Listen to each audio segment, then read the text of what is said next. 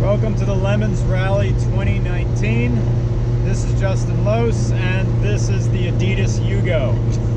You'll see it on the hood later. It has Adidas and the stripes on it. This is the beginning of the 2019 Retreat from Moscow Road Rally.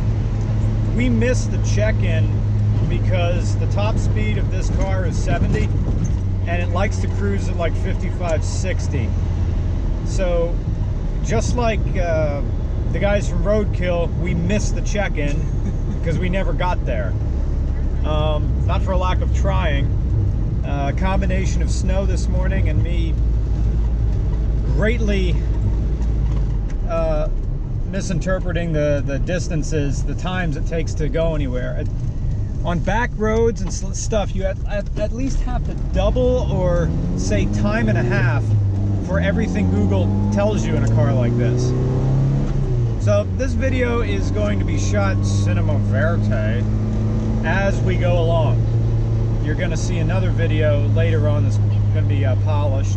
That's going to be shot by Ivan, the filmmaker, who is in front of us right now in a Mercedes diesel SUV, a modern car. We are driving to our first checkpoint. We are pulling a hill. We are doing, is this it? 30. No. No. Oh my God. We have about 50 horsepower, 54 maybe? Yeah, 54 maybe. Yeah, not doing 30 up a hill. Ivan's way ahead. We got our first checkpoint down, the finish line. We realized if we want to catch up with the rest of the rally, we have to go to South Williamsport right now. Maybe we'll make it there by 12:30. It's 10:15 right here. I don't know, I have this weird phobia of being left behind. Actually, I know exactly what it's from. It's from this one time in ski club where I was trying to hang out with who I thought were the cool kids. This was middle school. And I would ski frantically so I wouldn't lose them on the mountain. And then one time, like, they would take turns. Each person would, in the group, would pick a run to go down. And then they said, Brian, which run should you take? Which one should we take next? And then I said, well, let's do Sidewinder. So everybody said, okay, let's do Sidewinder. So I go down Sidewinder, and I get down to the bottom of the hill, and they were all gone. They ditched me. I'm sure they said they'd lost me or something like that. Kids are cool. Yeah. So that's why I was in a weird sort of mood, like missing everybody else, sort of being left behind. But I don't know, maybe it's a universal trait that you fear losing the pack, because if you lose the pack, that means the panther eats you. You don't have the safety in numbers. They do say to travel in a group so you don't get eaten by bears. Yeah. We made it to the scenic overlook, and there's nothing to see because it's snowing out here. These are holy shit. I heard of that one. Someone's doing a top down. This is another very loud oh yeah, Caprice wagon. I heard about this. The one with the burnt off roof. Or there is no roof. They have a foot locker coming out the back of the LeBaron, and then like the rack for the roof, but no roof. This is a Lincoln town car, jacked. Is this like, what, did you put blocks under the springs, or how did you do this? I got a 3-inch suspension spacers. It's a donk kit. Oh, it's a donk lift kit. Nice. But I put the mud tires rather than. So I went a different direction after I got it lifted. But this is badass. yeah, these are like 30.5-inch tires, I think. And then so you got 3 inch. You got a 3-inch lift, and the original size were like 20. So I'm like 3 inches lifted tires and then 3-inch lift. Nice. Basically 6 inches higher. It looks amazing. It's got a cheap Amazon light bar. Light bar. For the front, right? Just to. How did you test it out? Does it work okay? Oh, it's awesome, man. It's super bright. Also, this car is the L. Ooh, so it's extended. 6 inches longer. Yeah. So the doors are huge. Oh, dude, There's this a is ton of- luxury. Yeah, You brought Timbits. I got 2 boxes. Actually, do you want some? Because I brought some. You can have a box too. May I have one? May Totally. I have just one? Just one, Absolutely. Tim. But yeah, so the rear passengers, you got your 12 volt in there, and this guy here can slide that seat up. I don't have the key in the ignition, but if he wants more leg room, he or she slide that right up out of the way. Oh, but there's a ton of brilliant. leg room, as you can see. Anyway, Yeah. This is so cool. I know a bunch of people now want to buy this. Like the second they're watching this, I'm like, can I buy this? Oh, hell yeah. Oh, thank you so much. Glazer chocolate, glazer chocolate, glaze. There you go. Oh, It's a yeah. double. It's a double deal. They're from yesterday, but they should be all right. The Yugo needs oil, and so our route has to take us to a Napa, and also we have to call ahead to see if they have the correct kind of gear oil that this one takes. We are going right to New Alexandria, PA, to the Pennsylvania Space Shuttle, and then from there direct into Pittsburgh. We are in downtown Williamsport, going to the Napa, which is around the corner. Welcome to, oh, he's already running. Welcome to Napa. Never any parts available. So which is the correct stuff? I can go with either one, actually. Oh, really? So it's fine with SAE 90W mineral gear oil or GL4, 80W, or heavy duty GL4 oils. Justin talked to the owner and asked for GL4. What weight? Heavy duty is non-140. Heavy duty but non-140. Because, and the guy just kind of looked at us. We are on side street in Williamsport, Pennsylvania, and we need to fill up the gear oil because it is leaking not a disastrous amount, but it leaks a quart every 600 miles. And the gear, the transmission really, has a capacity of 3 quarts of gear oil. You're really supposed to fill it from the bottom, but we have to get to it from the top. Yeah. Where'd you go? But it takes its sweet time pouring itself in because 90 it's weeks. really thick and goopy. And also we really needed a funnel that was like 3 times as long. Yeah. Back out on the road. Car's running better, full of transmission fluid, the correct kinds. We now have radios, better radios, to talk to Ivan, the filmmaker, who's going to be doing like a separate video, or something's going to happen with it. He's behind us somewhere. Can't see out the back. He's right behind us. Okay. In his Mercedes something diesel SUV thing. We're going now to the replica of the Pennsylvania Space Shuttle, which is almost, it's out near Jeanette, Pennsylvania, out in New Alexandria. That's it. All right. So that's 2 hours and 43 minutes according to Google, which is 3.5 hours minimum, which puts us somewhere outside Philly at 6:37, which means I expect to, what did I say, Philly? Fit. Which will mean we'll probably get to the hotel at 9 p.m. I don't know, I'm so used to existing on a schedule, like a strict schedule. It's weird for me to do a rally like this where everything is just sort of, hey, you'll make it when you make it. I don't like that. I like things to be known, but also then there's this weather. Road conditions are, now the visibility is iffy. You can see, just not a whole lot in front of us. We're in 3rd gear, pulling a hill.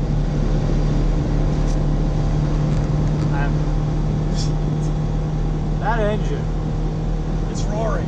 I know. There we go. 4th gear. Ah. We get up the hill? We're slowing down in 4th again.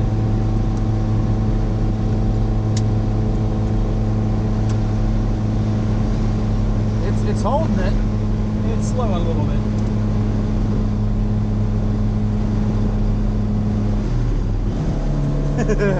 Ah.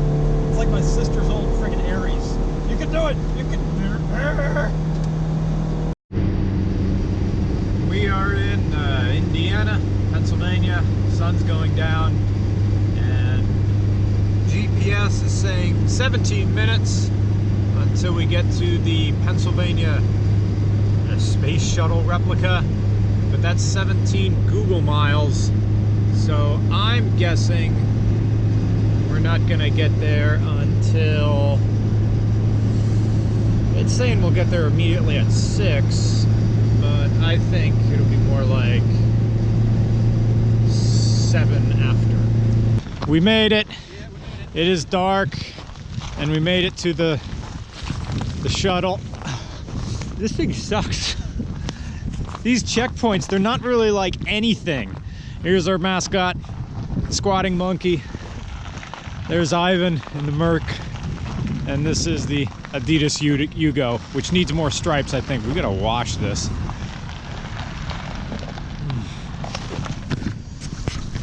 The weather is getting worse. Well, it's wet. Actually, it's not accumulating. It may be above freezing. But we're almost into Pittsburgh. We are 15 minutes, according to Google, 10 miles away from the hotel. We hit up both the Pennsylvania Space Shuttle, and a man in a red Silverado gave us the what he is doing. And hopefully I smoothed him over well. I put my hands up when I saw him. It's like, don't shoot, you're the big man. I know you have a dick and everything. And I figure that's gonna be something I'm gonna have to talk about to people's doing the what he is doing as they see weird stuff. People, what do you? Oh yeah.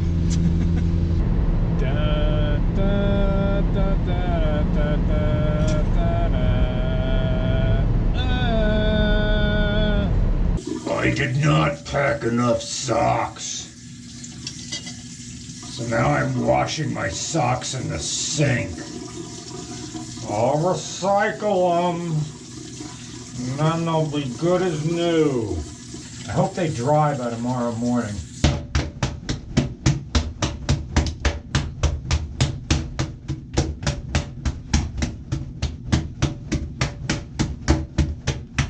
Good morning.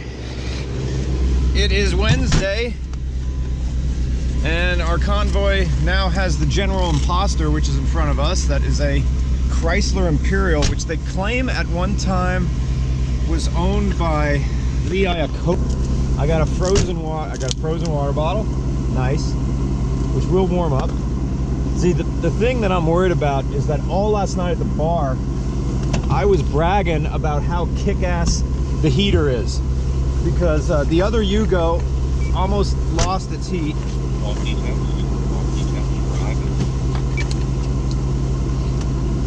Coming in loud and clear. We're gonna go. Now he's putting his gloves on. Now he's shifting into first. Oh, now he's turning the wheel, and here we go. Here we go. General Mayhem. All right, the General Imposter. Good luck, guys.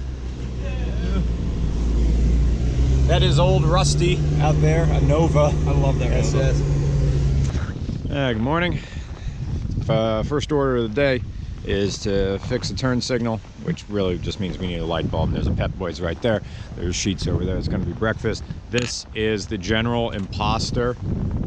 It's a Chrysler Imperial, and with really deep treads on it.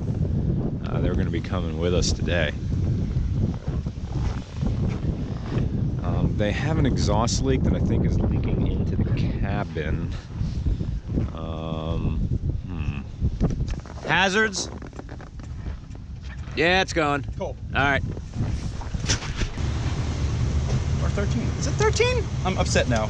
It's a 13. I got my 13 immediately. Pull toward. Okay. All right. So we still only have one washer nozzle working, and it's not like we can we can't pull the tube and move it to the driver's side, because the driver's side metal washer is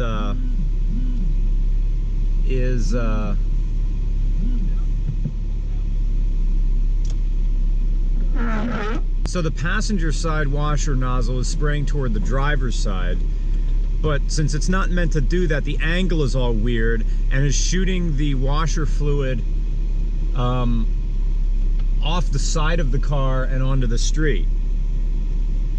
So we're going through a lot of washer fluid because, you know, salty roads and everything, because only like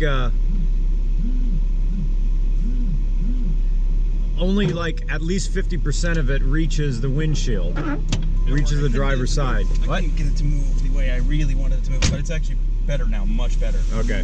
Yeah, that's actually getting it on the windshield. So what we have to do to coax washer fluid over to the driver's side is to just pump it a little bit, because you get the fluid over there at the end where the little pump winds down, because I hate to say it, the washer fluid pump in a Yugo is too powerful, too strong. It is. It shoots it from the passenger side all the way across the driver and onto the road. This is a temporary solution to our single washer fluid nozzle out there. Is spray bottle. My coffee's gonna Hold it? Yeah, you can hold my coffee. Sure. So we have no cup holders in this car, so I got to get some washer fluid in here, and then we get to lean out the window. Ah, all right. All right. It's hard to pour. All right.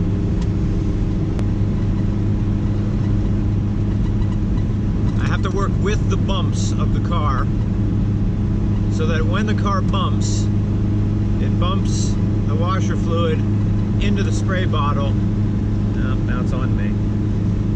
I've gotten that much in so far. Stuff I should have done in the parking lot. A good piece of it broke off. Oh, so you gotta take that out and attach it to. Yeah, what I'll do is I'll zip tie it around this. What I'll do is I'll zip tie it around that and secure that into it. Oh, okay. All right, his mirror fell off. And also, we're here with the, you know, it's got 2 zip ties on it, so good luck, mirror. The tick that we are noticing now in the speedometer is actually just a slipping gear, apparently, because the odometer now is trying to roll over to a 9. But each time it tries to, it clicks back, just like that. So we need to take this apart immediately because it is our fuel gauge.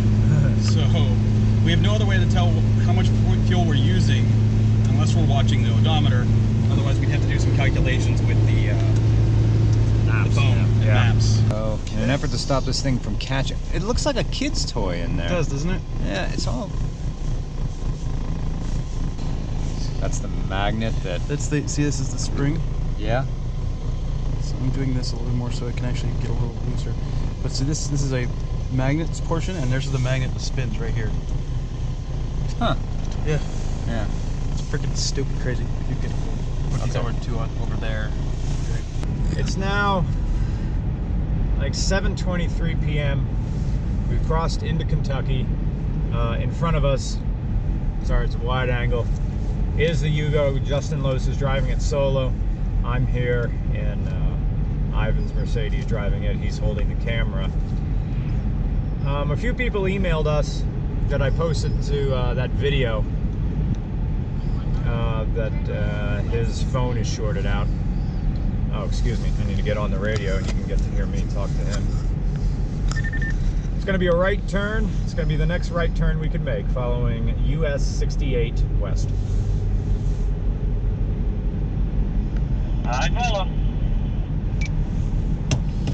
So right now the phone in his car, right now the phone out there in the Yugo is Ivan's phone, and we're using my phone in the Mercedes, and we're going directly to a Best Buy in Lexington. A number of people said that we really can't repair his phone without like a repair. What's that, Ivan? What's that called? That place you repair phones? iFixit. iFixit, yeah. You'd have to get in the phone and replace the USB-C charging port in a Pixel XL. So he's gonna buy a whole new phone at a Best Buy, or at least something compatible that will get him through the rest of the trip. We got here a half hour before closing. The Yugo has a great performance increase when there's no passenger in it. Yes. I've seen him maintain 70 miles an hour.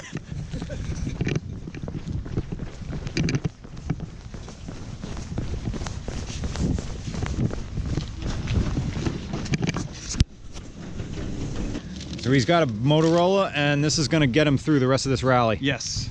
I think it's a good phone. It's a good phone. Thank you, Best Buy in Lexington, Kentucky. Yes. They're being very, very gracious too. 8:45. Okay. Welcome to day 3.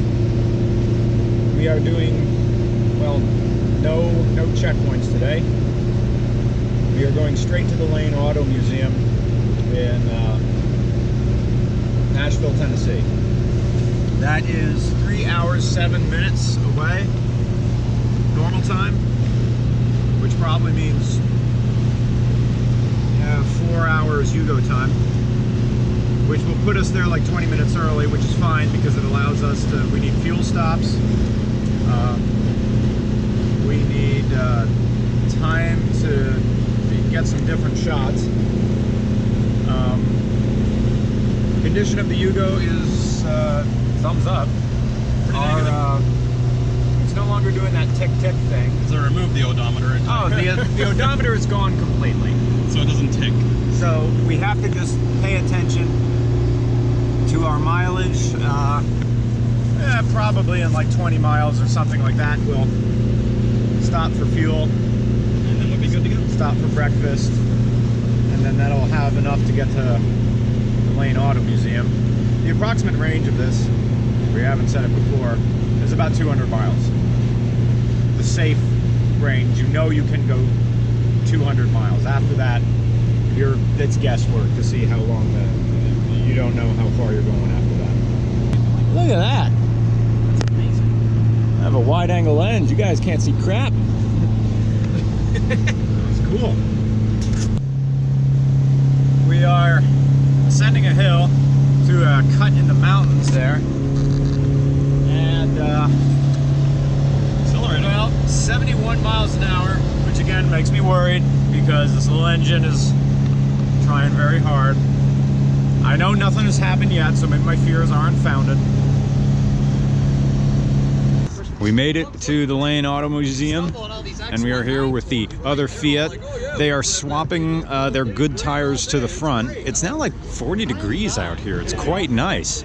The Ford Galaxy made it, the van truck made it, and the AMC made it, but I don't know if it's a different AMC than the one we saw that ended, and then there's the ambulance. Okay, this is one thing that's kind of freaky. This is a diesel Jetta wagon that has no front to it. It was in a bad accident, so they took the entire front end off, including the cross bracing, and they just have a piece of metal from Home Depot. They also have no radiator at all. It's just they joined the pieces of radiator hose together with a pipe and have just been running it. Now, I guess that kind of makes sense because, you know, while we were in the polar vortex and it was 5 degrees outside, 1 degree, -1 degree Fahrenheit, who cares? You know, -22 with a wind chill, and you also were driving, so you got stuff going through. But without a radiator, we're now in Nashville, Tennessee, and it's like, you know, 40. So what's gonna happen to this car?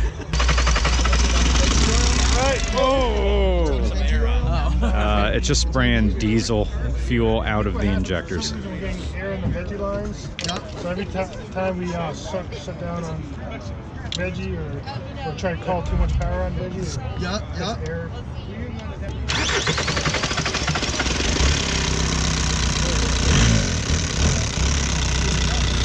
This is the sheriff on one side, and on the other side is the General Lee, including half a light bar. While they're doing the judging out there, we got to go into the Lane Auto Museum, where the rest of the, this is a Fisker Karma, where the LeMons meet and photo shoot is taking place. There's a bunch of stuff in here that I don't know what. This is a Romeo, Michigan product right So this here. is Rex. I'm education He's director. helping us, so he'll explain stuff because I would just pretend to know what I'm looking at. Yes. A lot of folks do not know that the Czech Republic, formerly Czechoslovakia, has a very extensive automotive engineering history. They are most well known for the company known as Tatra. We have the largest collection of Tatras outside of Eastern Europe, to our knowledge, as well as a few other companies, Aero, and they also in this selection we have a few Soviet cars, Poland, German cars as well. So. Skoda is also, those of you that know Skoda, that's owned by the VW Group, is also Czech. So we have a few older Skodas. Let's go in order here. So this is one of our older Tatras. Tatra's main engineer, his name was Hans Ledwinka. This is in the late 1920s, early 1930s. He had the idea for Ledwinka had the idea for perfecting the mechanics and how you would get an air-cooled engine cooled.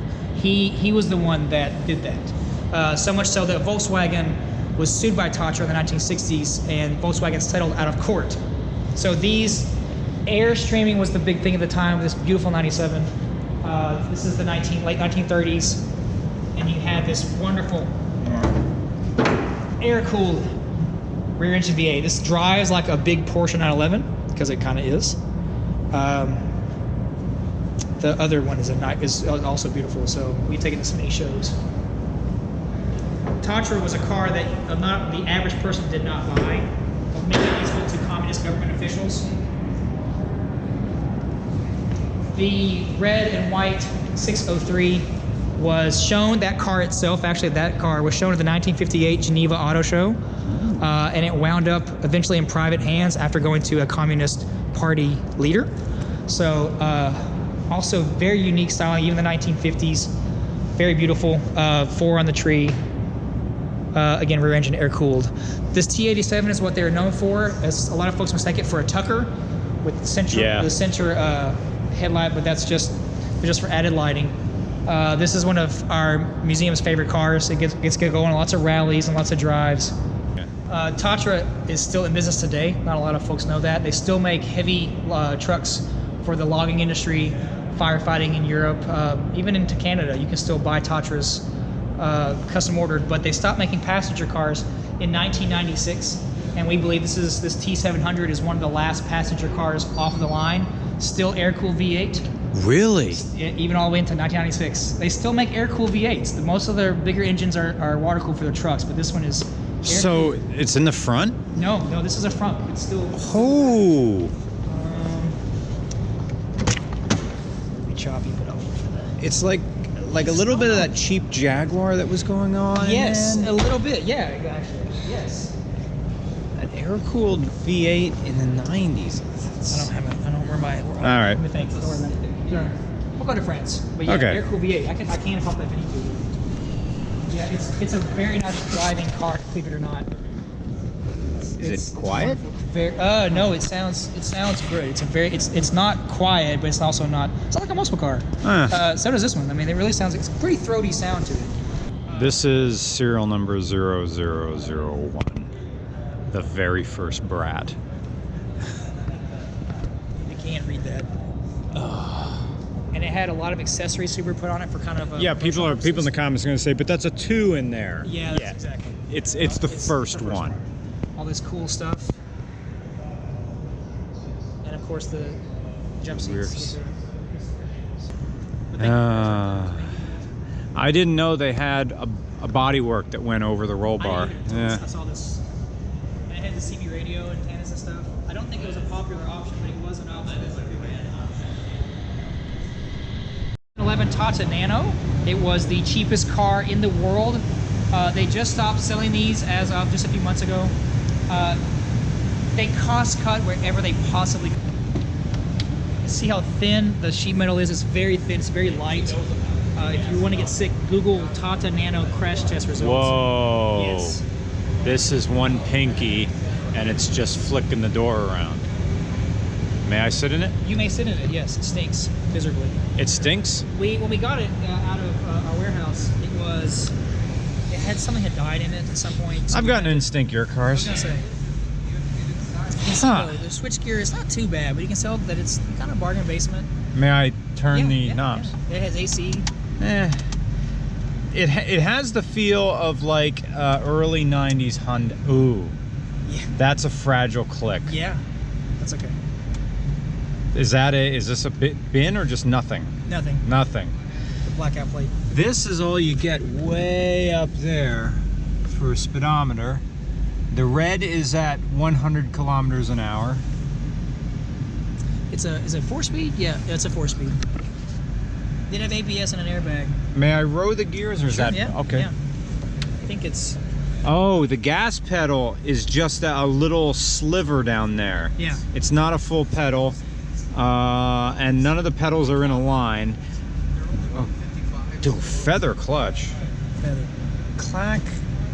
Well, though the shifter's not bad. All right, it generally feels, you know, honestly, well, no, it's not quite my Toyota Echo, but it has that lightness to it. Yeah. The seat is okay, even though the seat is or fixed where it is on the rails, it still jiggles back and forth. It's very thin too when you come around onto this shot. These are almost, I wonder if these are a Toyota parts bin part, because it feels a little like later Toyotas had something very similar to these knobs, but I wonder if it's just a knockoff because they didn't slush around like that. Oh, it's a 4-door. 4-door. And there's nothing behind you. No, and that's the only way to get to the engine as well. Oh, it's the engine in the rear? It's engine in the rear. Oh, and the door card doesn't really hold on. And this is really just outside metal. That's the only thing when we ride in the Yugo that's cold. The heater's very good in the Yugo, but when you just touch this metal, that's cold. The Tata.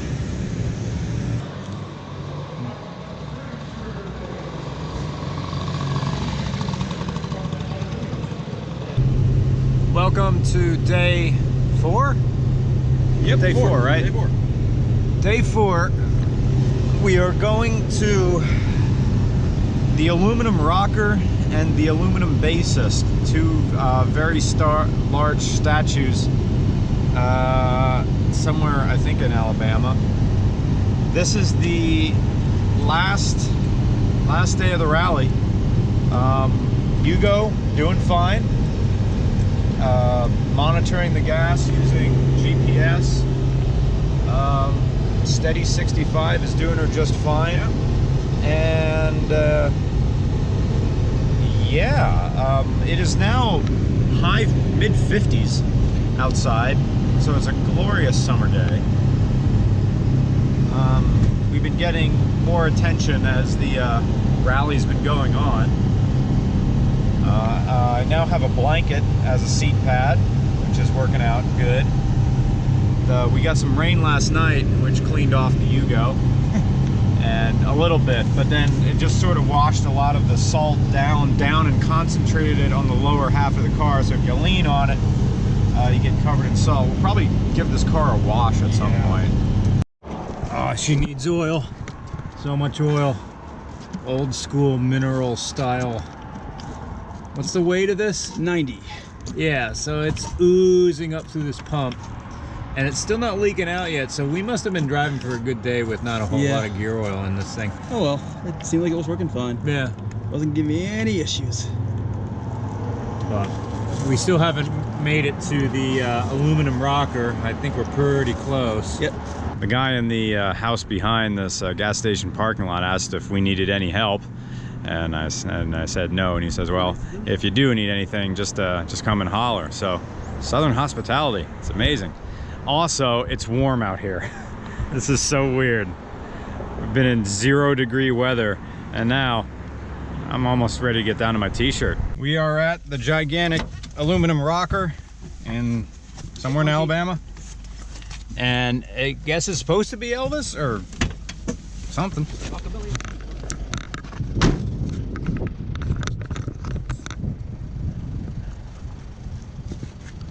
Singing River Sculpture. And there's another one of the LeMons rallies, the 944, and we just saw the Crown Vic with the Donk kit and the Mickey Thompson mud tires on it. It's huge. It is huge. Yeah. And it's aluminum. So it's just gonna look like that forever. It's quite expensive. Yeah. Huh. People of Sheffield and Shoals express their heartfelt gratitude to generous individuals, families, and businesses and organizations who love for legendary Muscle Shoals music has made the Singing River Sculpture possible. So far I haven't been driving this that much, and it's probably a good thing that I haven't, because it requires a lot of concentration to drive a Yugo, because even though you're a small car, you drive it like it's an old American boat, really. I'm on some weird screen. Sorry. No, it's fine. Okay, we'll be ready to pull out here. It's such a beautiful day. Yeah. We got our... When you're starting it, just gas it. Just gas it? Mm-hmm. Here you go. Parking brake. Parking brake. That you can't really see. Yeah. Because it's down. Under this, next to the blankets. All right. All right, we're good.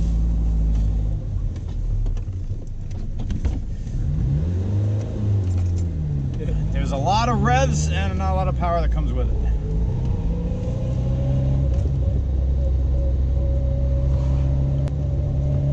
Its steering wheel kind of tilts away from me, so it's a little bit like driving a bus. And it moves like a bus, but it turns like a small car. I'm gonna get back to just driving this. We gotta get to the aluminum basis. We are here at the aluminum basis, which was just up the road. It's nice. And we are now headed to Barber Motorsports Park. The Yugo likes this. This is, I think, what this sort of state highway feel must have been like in, you know, Yugoslavia, Eastern Bloc, Warsaw Pact countries. This, you're just at 50 and you stay 50. So the power of a Yugo GV is the same as a stock 1960 Ford Falcon. Both 50 horsepower, although this would be faster because it's smaller. Even with a 1.1 liter engine, it really could use a fifth gear. Because you realize you're now, like, I'm doing an indicated 55, which is probably 49, and I'm ready for another gear, and it sounds like the engine wants another gear, but there's no gear. I'm at a stoplight right now, and the next stoplight I have to get into the left lane, so I will need all its power. Hopefully someone there is gonna let me in. Waiting for the green. Waiting for the green. Mustang! Nope, I can't. I can't. Can't get over. Yeah, now though. Yeah, they're letting me in. Thank you. There are other two rally folks. The Candy Van and, well, it's a Scion FRS, but he's still in the rally. And I'm on wide mode, so you can't see him. One of the things I'm noticing about this rally, about all the other drivers, now that we're in the South, we're in Alabama, all other cars on the road are clean because they've been having pleasant weather, but we see each other immediately because we're just covered in salt. So, update here with the Yugo. The speedometer, we found the sync point, is when the needle of the speedometer splits the 0 in 70, when it goes right up the middle of the 0. That means, and I can reference it with the phone, that means we're going 65. Also, I'm enjoying for the first time, as a southern food, deep fried peanuts that you eat completely whole, shell and all. Absolutely delicious. Yeah. It's very weird knowing that you're eating the entire shell. And I wonder what this is going to do to my bowels later. I foresee sawdust coming out of my asshole.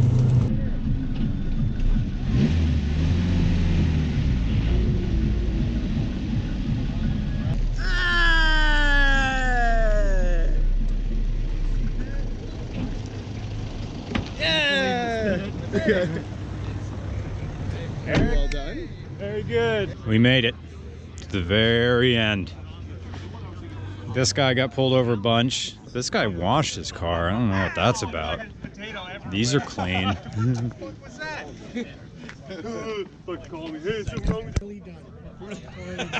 We'll take it. The donut made it. It made it. I'm gonna take that donut and move it to another car. Well, I can kind of. On this truck, they're leaking oil down into this bucket, and now they're just reclaiming it into a jug. The smell inside here is reminding me of times that when a distant friend's dad would give me a ride home and share and overshare things about his personal life before marriage. You gonna pose with us? Come on. Sure. Come on up on the car. Can you hold my purple? Sure. Yeah. This is why I can't be taken in public. This is the reason. Just this? No. It's gotta be, this is automatic, so it's gotta be my driving shoe. Gross. I still would love to. You wanna chase that? It tastes like garbage. You wanna chase I didn't that? mean to spit. Oh! All right. Yeah, Brian, this bottle, guess how much this bottle was? $40? $10. Oh, man. You can